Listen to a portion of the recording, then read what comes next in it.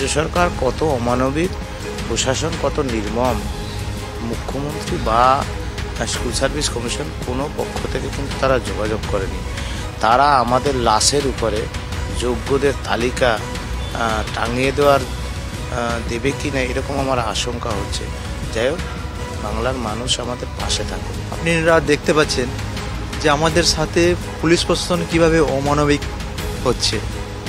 একটা সামান্য একটা চাদর টাঙাতে দিচ্ছে না উপরে, এটা একটা ভেবে নেওয়া যায়।